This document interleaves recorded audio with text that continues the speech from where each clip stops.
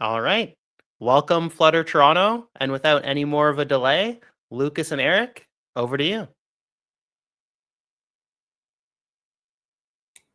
All right, thank you, Jason. Let's see if the slides pop up here. I guess they do. People see the slides, right? Super.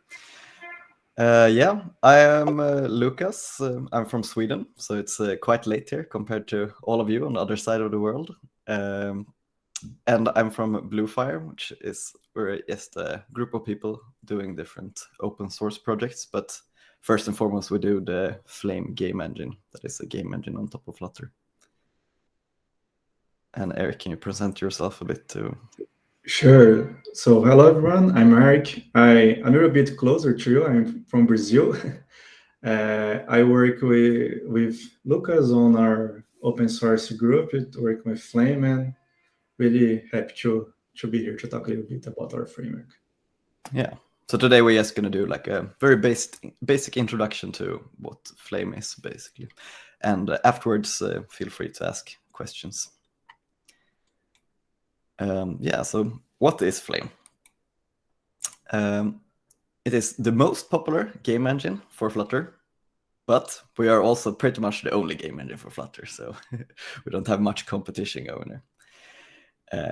But there have been a few other projects too that have aimed to be game engines, but we're the only ones that are like currently being used.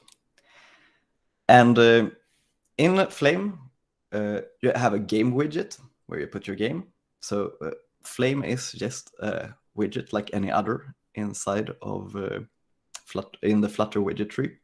So you can use you can build a full-blown game that just uses Flame, or you just do run app and the game widget, or you can put the game widget wherever you want inside of your current application. If you want like a mini game for a loading screen, or I don't know, you just want to do some animation inside of Flame or something like that. So you can do whatever you want with it. You don't have to make a game with it. Currently we have 5,800 stars and 2,200 commits and 500 forks. And we have been active for, I think, 4 years, or maybe it's even 5 now. I might have forgotten to update this, but it's like consistently growing and improving. And just in December, we released version 1 of Flame. And we thought that 2020, in the end of 2020, that we were going to release version 1, or then we started thinking about it. But then 2021, we had 18 release candidates of version 1. And then we're like, okay, now it's time.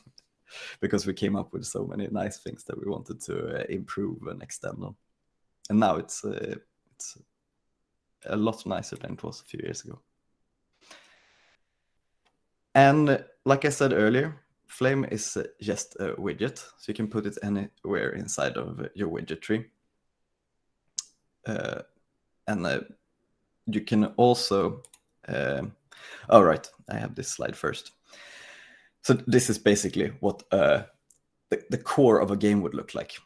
You extend Flame game, and you have an onload method here that you do a lot of like loading different assets, like it can be different images and audio and things that will load up when your game before your game starts. So you can have a loading screen or something in between. And so if you don't want to have any other widgets, this is basically what your whole main would look like. And if you just do this, you won't use Flutter much at all. You don't have to like know any Flutter actually to create a game in Flame. You just have to have this, and then you have to know Flame, because Flame isn't using Flutter widgets or things like that. Flame has its own tree, just like the widget tree, but we have something called the component tree, which is built out. So the root of the component tree will be your Flame game, and you can have and you put components in there, and a component can be, for example, your player walking around, an enemy, or it can even be something that isn't visible on the screen, like I don't know, a timer or something maybe. And every component can have children, etc. And even this root part, the game, that is also a component. So you can put a game inside of a game if you would like that, or whatever crazy things you come up with. But it's what we call FCS, the Flame Component System. So if anyone have done game development before, there is like a pattern that is quite common that is called ECS, which is Entity Component System. But we have our own thing that is a little bit more suited for what we do. That's called the Flame Component System. But then a very common question that we get is like, oh, can I put my widgets inside of the game? Like I have these widgets that I want to use. And you can't put it like inside of the game, but you can put it on top of the game with something called the overlays API that we have. So you can, when you're making the game, you can still use all of these like strengths that Flutter has. Like you can build menus, and you can build, I don't know, maybe you want to have a lobby or something, or yeah, whatever you can think of that is really nice to build directly in Flutter. And you can build that in Flutter and then use the overlays API to still interact between the game and the Flutter widgets.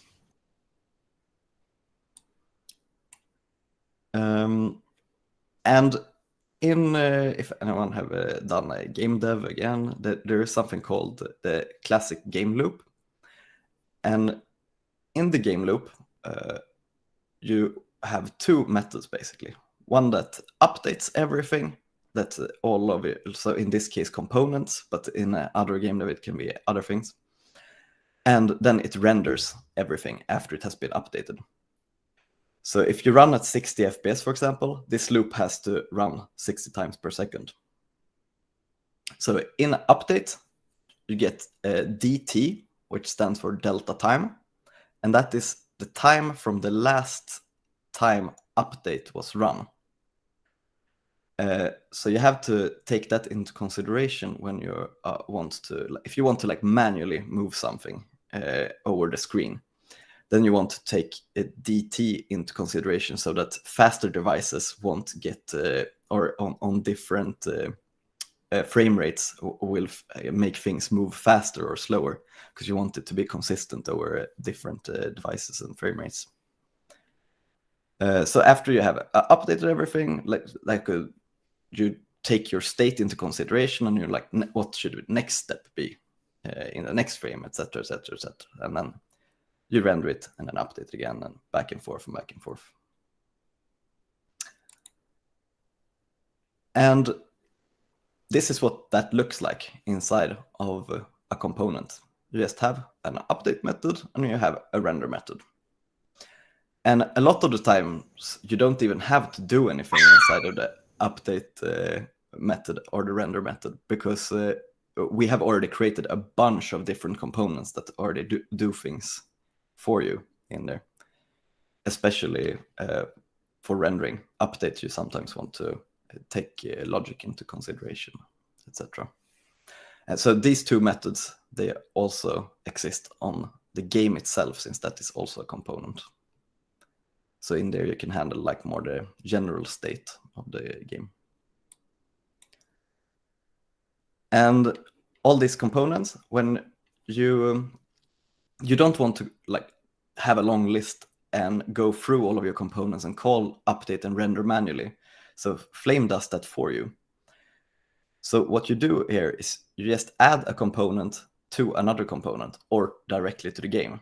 And then Flame will call render and update automatically and handle some states for you. So you don't have to add your components in the onload, for example. You can add it if a user taps something, you can react to it directly and add a component to something. Yeah, so this was what I talked about earlier. You should never call update or render manually. That is one of the very common mistakes that a lot of people do, that they just say, oh, nothing is showing up. It's because I don't call the render method. and then they call the render method, and things will show up. But then after a bit, when they have gotten a bit further into the app, they're like, things are starting to act very strange, because I'm coming to one of our most common components later, and that one handles a lot of the state for you. And when you call render manually, those things won't happen. And also, if you only call render manually, if that component has any children, those children won't be rendered. Only the component that you called render on. So I guess you should talk a bit about position components, Eric. Awesome. So position component is probably our most used component, and it is one component that almost all of the layer components are based on. So basically, like its name gives you an idea, is a component which holds a position, a size, and scale and angle and things like that on the canvas. So if you want to render anything, move anything, if that thing needs to have a size, you can extend it from that component, and Flame will render it for you on the given position that you settle. Go ahead. So this is one example of a component based on a position component. So the sprite component is the most simple way to show a graphic in our game. So a sprite is just a word that we use on game dev for images. And the sprite component is just a position component that also has an image. So it will just render a simple sprite on the canvas. And then if you want to extend a sprite component or any component, actually, you can add your own behavior to it. So like you can override the update method from it and do some movements, do some logic that it follows the mouse and use keyboard keys to move it and so on. Then next we have a more exciting component, the Sprite Animation component, which is a component that uses a collection of sprites to create animation, time-based animation. So in game dev, we have this thing that we call sprite sheet, which is basically an image that holds several sprites with their frames for our animation, and give it a time per frame. It creates animation by changing the current image. Next one. The parallax component is a very helpful component used to create the parallax effect. This is common in developments of conventional apps as well, so people probably know what we're talking about. But if you don't, parallax is just that effect where we have layers and they move in different speed, and maybe in different speed, maybe in different directions as well. That gives that cool sense of depth, the depth on the game. So we provide this component that helps you create that. It basically just has a collection of images, a collection of speeds, and Flame takes care to create that effect for you. Text component is a simple one, just to display text inside the game. So many times we will not want to display text in widgets. Maybe you want to display a text inside your game because it's easier or it makes more sense. So I provide a text component, which is very simple to use. It even uses the text style class from the Flutter widgets, so super easy and helpful to use. Shape component, usually we just use a shape component to prototype things because they are just a simple shape that holds a paint, and so they are not very exciting like having a sprite or a sprite animation, but they are super useful to start prototype and starting our gaming, like testing our game with something visual. And so we have many more components that you can use based on the shape component. For example, we have the rectangle component with a specific shape, the circle one, and go on. So here's just a small representation of what a sprite component is. So there we go, just a static sprite being rendered. Go ahead. And here a more exciting one, a sprite component. So if you look on the image that's generating, that is a big strip of many frames that when you pass through a Flame Sprite animation component, it creates that animation, that's that time-based animation. Go ahead. Then we also have the Sprite Animation Group component, which is just like we have a Sprite animation, which you can have many animations on it, and given a state machine, you can change which animation you are currently showing. So on this example, we have like the robot on an idle state where he just moves on the same place. When the mouse click on the game, it starts like running. So with a single component, you can hold many animations and have a simple state management for your play or for anything that you are building with that component.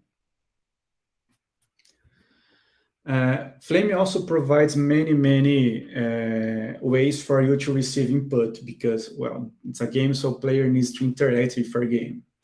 Here we have a list of many detectors based on these. I think all are about gestures. Yes, and the last one is about okay. So we have gesture detectors, which are those initial ones. Then we also have some detectors for mouse, a specific for mouse, so you can build your games on web or desktop, and also keyboard events for the keyboard also on web and desktop. Is worth mentioning that all these are provided by Flutter under the hood. So if you ever use a gesture detector, for example, which is a common widget to use on a Flutter app, we will like understand this very quickly because it's basically the same thing. We just offer you a different way from a different entry point that is from our mixing. So just add that mixing to your game and we'll start to receive those events. And a cool thing is that you can also receive input on a component level. This is very good to like encapsulate the logic. So for example, if you want to write the logic for controlling your player component, so instead of receiving those events on a game level, you can receive it directly on the player component level. That helps you a lot to encapsulate the logic and make your code more testable and all the benefits from encapsulating that we have. So the first example, we have the tappable mixing. So if you add this mixing to your component, it can be tapped. And Flame will take care for you all of the coordinates, the collision detection for it. So it's very handy. We also have the draggable, which is the same thing as the tappable, but we can drag your component. And lastly, we have the hoverable. This is just for mouse, so it doesn't make sense for gesture, right? So the same idea, if you pass the mouse over the component, those callbacks, those methods will be called. Go ahead. And one thing that we planned from the beginning of Flame is that we want it to be modular. We want it to be, like not all games are equal. Some games requires different types of features. And so we want to make it lightweight and modular. So meaning that you can build a lot of games, you just have to pick which packages you need. That also helps us to grow each part of Flame ecosystem individually, especially because some of the features require some native codes. For example, audio, you have to implement a specific native code for Android, for iOS, and so on. So separate help us to grow each package on its own pace. So on this beautiful image that Lukas put together for us, we see that some of the packages, I think we have more than that. We sure have more than that. And we call those bridge packages. So for example, we have, let's take audio again, for example. We have the package audio players, which is a package that we also maintain at Bluefire. And we have the Flame audio package, which use audio and kind of link Flame to audio players. That's why we call it bridge packaging. We'll also mentioning what others are saying there. So Forge 2D is it's a part of Box 2D. Maybe we have heard of that, but it's a very famous physics engine that it has like parts for, I dare to say, almost all languages. Like it has on C, on Dart. It was originally written on C, but it has on Java. I don't know. I think all the languages must have a port for that. And Forge 2D is a part that we worked on. There's already a Dart port for Box 2D, but it was not very Dart way. So we worked on making it more like feel like how you would code on Dart. So there was born Forge 2D. And then Flame Forge 2D links the two and provides physics engines for Flame. Fire Atlas is an editor for you to map images. It's a little bit difficult to explain without showing it, but imagine that you have like I mentioned before, an animation is a big image of even many frames. And it can be hard to map that on the code because you have to count how many frames, divide the size. So Farias provides you a visual way to do that. So you basically get your image on an editor, you can select, you can set how many frames at a time, you can preview the animation beforehand, and so on. And finally, Oxygen is an alternative to that component system that Lukas showed earlier. It provides an implementation of the ECS, the Entity Component System. So that's another way for us to show how modular we are. You don't even have to use the default component system that Flame provides. You can use an alternative. And Oxygen is another alternative that we provide. Go ahead. And some other features.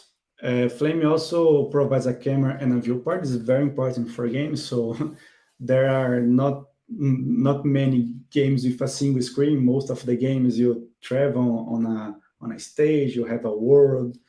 So Flame provides some camera for that. And viewport is a way for you to like work on a fixed resolution. For example, maybe you are working on a retro looking game, like you want to emulate the resolution from the Game Boy or the Nintendo, and so you can use viewport to like set a fixed resolution, and then Flame will take care for you to show to enforce that viewport. It's very handy.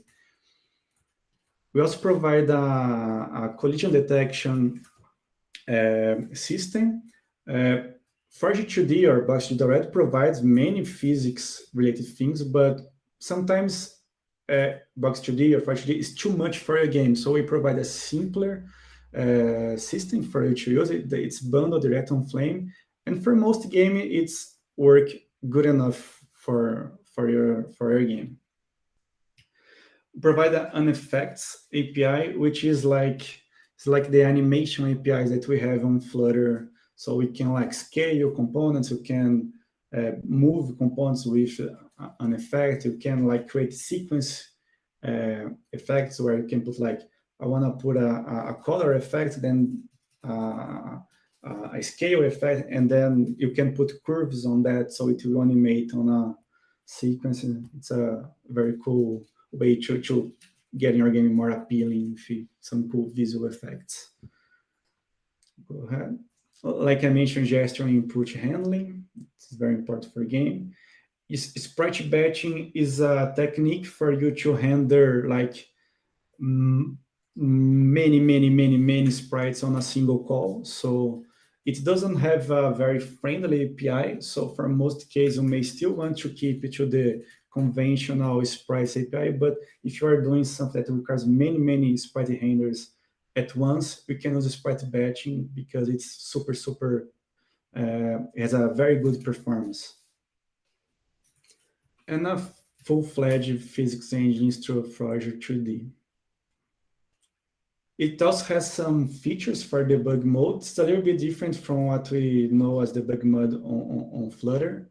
Here on Flame, like debug mode, you can see we outline components to show their coordinates, their size, and some, like we show additional information for you on the canvas for you to easily visualize. Because games are an active rendering app. So things are happening a lot of time and it's hard to keep track of things. So we can enable this debug mode and we'll show some information that may help you to identify bugs and so on. Yeah. And how to get started with Flame. We have a very cool site where you can see many examples. These examples are feature focused. So if you open, you see a sidebar with like a category for sprites, then a couple of examples about that for sprite animations and so on and so forth. We also are planning on expanding these examples to have more complex games, like full games, where people can like, I want to build a space shooter. So there will be an example there for a space shooter, and not only just small focus examples on features. We have our documentation. It's all available on that site, and we have documentations for all of latest versions. So if you can check on that, we have some examples there too, and a short tutorial. It's very short, just 2 chapters for now, but we are working on expanding that, and we hope to have a full series of tutorials very soon. And we also have many unofficial tutorials if you search on YouTube, or on our Discord. We have a channel where we list many of the tutorials made by the community.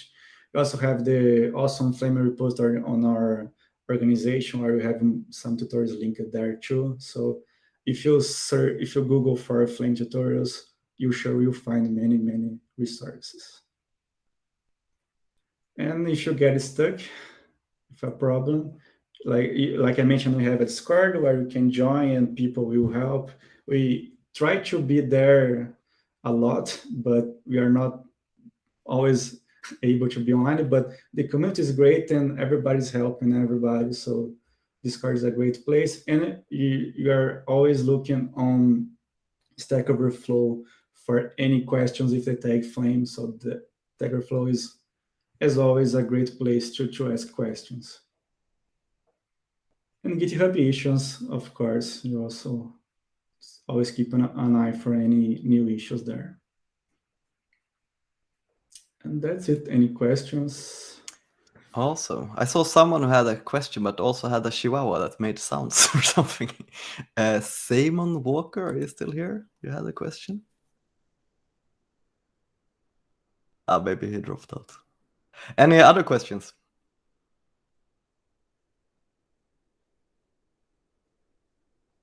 Wow, Canadians are even more shy than Swedish people. I'm surprised. I have one question. Are there any games in the App Store that have shipped with Flame that you guys are aware of, and maybe we could show? Yeah, for sure. Yeah, we do you want to show that store, that listing that we have, Lucas? Yeah, we could do that. Is that what is the link for that again? I would send on the chat. Yeah, sweet. So this is actually a list that a community member made, and has. Oh wait, maybe I have to put it in here. Let's see if we can zoom in here a bit. So here they have like listed them by category, and it didn't work very well to zoom. But anyways, I guess all of you can see the link there in the messages if you want to check it out. So here there are like, yeah, plenty of games. Most of them like quite casual games, and I don't think we actually mentioned it, but it's a 2D game engine. So it's 2D games with some like fake 3D effects here and there. Yeah, it's worth mentioning and give some feature to Tom Toad, which is, I think, the first major release that we know of, and that game was even featured on both stores, both on Play and Apple Store.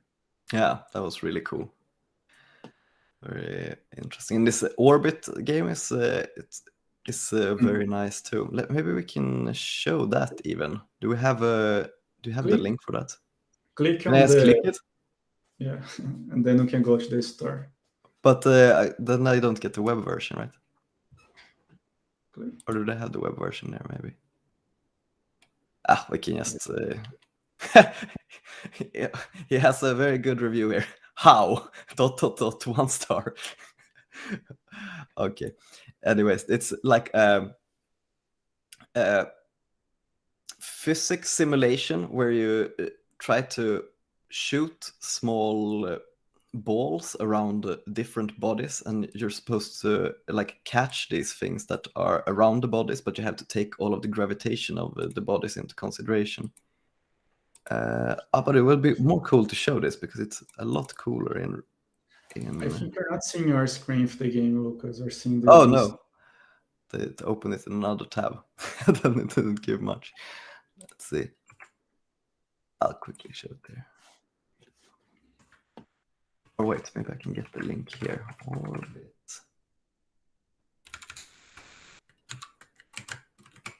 Let's see.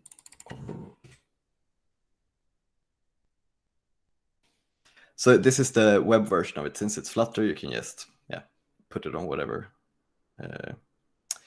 you want. So this is his demo versions. I think it might have some beta stuff in it. Let's see. Okay. Let's see if I remember how to play it.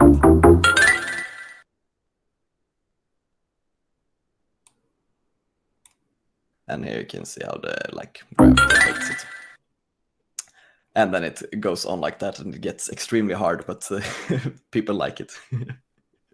That's awesome. I love physics-based games like that. So I'm gonna be playing that one after this. Yeah. I can send a link, the web version here if you don't want to download. Yeah. Right. Any more questions?